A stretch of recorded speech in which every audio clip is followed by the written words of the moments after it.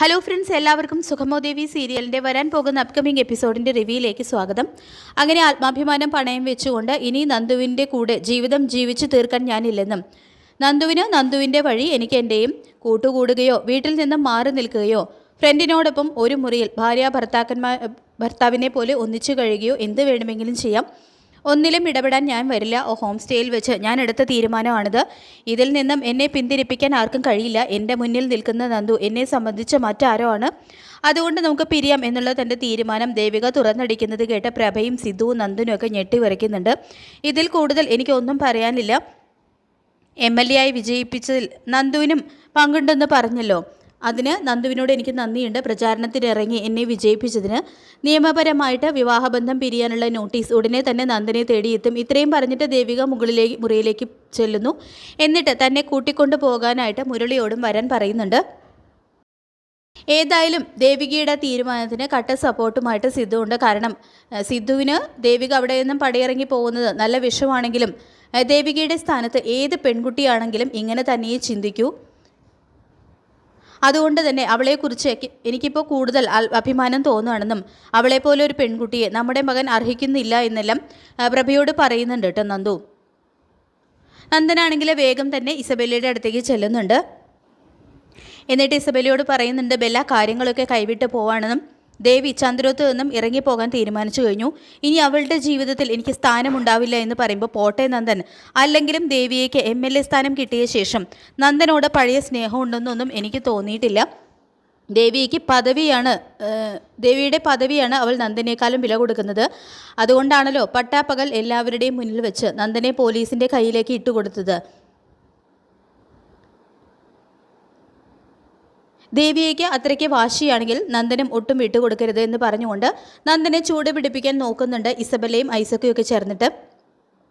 അല്ലെങ്കിൽ ഫയൽ തിരികെ കിട്ടിയപ്പോൾ അവൾക്ക് നന്ദനോട് ക്ഷമിക്കാവുന്നതേ ഉള്ളൂ, അത് അത്ര വലിയ തെറ്റൊന്നും അല്ല എന്നൊക്കെ പറഞ്ഞുകൊണ്ട് നന്ദുവിനെ വീണ്ടും അവസരം മുതലെടുത്ത് ചൂട് പിടിപ്പിക്കാൻ തന്നെയാണ് ഇസബെല്ല നോക്കുന്നത്. പിന്നീട് ദേവിക മംഗലശ്ശേരിയിലേക്ക് തിരികെ ചെല്ലുന്നു. അപ്പോൾ ദേവികയുടെ വരവ് കാണുന്നതും അത്ര പന്തിയല്ലെന്ന് മനസ്സിലാകുന്ന രാധിക എന്താ മോളെ പെട്ടിയും ബാഗും ഒക്കെ എടുത്തിട്ടെന്ന് ചോദിക്കുമ്പോൾ ദേവിക നടന്നതെല്ലാം പറയുന്നുണ്ട്.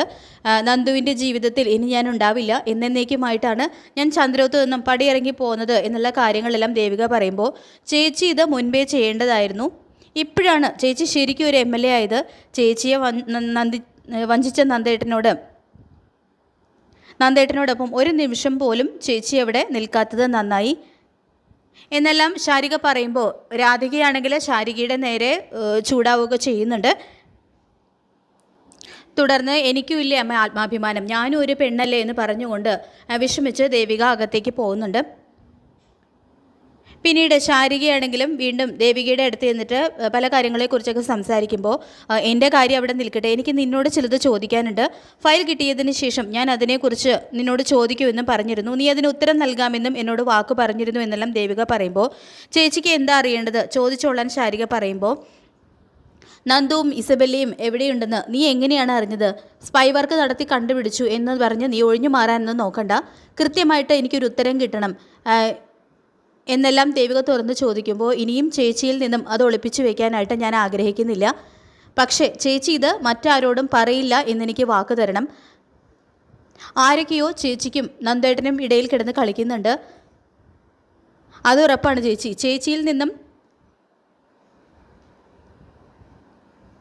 നന്ദേട്ടനും എന്തൊക്കെയോ ഒളിക്കാനും മറയ്ക്കാനും ഒക്കെ ശ്രമിക്കുന്നുണ്ട്.